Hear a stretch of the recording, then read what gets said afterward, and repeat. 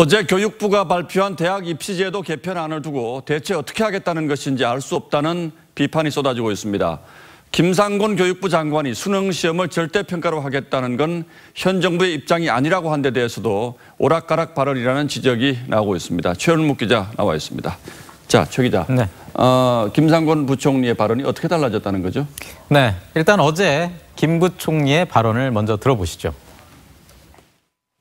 수능의 절대평가가 기본적인 입장이다라는 것은 조금은 오해가 있는 부분이고요. 장관이 되고서 그런 부분에 대한 이야기를 한 적은 없습니다.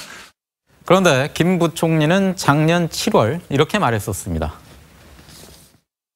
고교교육 내실화를 위해 수능 절대평가 전환은 필요하다고 생각합니다.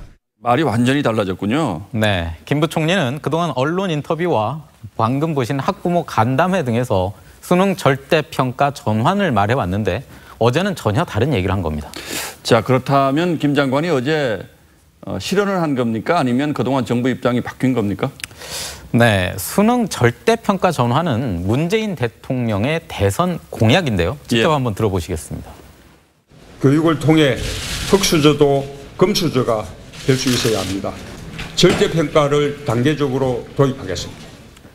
문 대통령은 수능 절대평가 전환을 통해서 도입을 통해서 입시 경쟁을 완화하려고 한 건데요. 가난한 집 학생이 사교육을 안 받아도 좋은 대학에 갈 수 있게 하는 게 정의로운 사회라는 철학이 깔려 있는 겁니다. 예. 이 때문에 전교조까지 나서서 어제 김 부총리의 발언을 비판했는데요. 전교조는 보도 자료를 통해서 수능 변별력 강화는 대입제도 개혁의 흐름에 역행하는 것이라고 했습니다. 자, 그렇다면 현 정부의 기본적인 방향은 수능 절대평가로 가는 게 맞는 것 같은데 김 부총리 역시 이걸 모를 리가 없는 것 같은데 왜 이런 말을 했을까요? 네, 선거를 의식한 것 아니냐 이런 얘기가 많은데요. 예. 수능 절대평가로 대학별 고사가 늘어나면 학생 부담이 커질 거란 그동안의 여론을 의식한 것 아니냐는 겁니다. 예. 게다가 수능에 관해선 워낙 찬반이 팽팽하다 보니까 김 부총리가 지방선거 이후로 결정을 미루는 무책임한 태도를 보였다는 비판이 나오는 건데요. 예.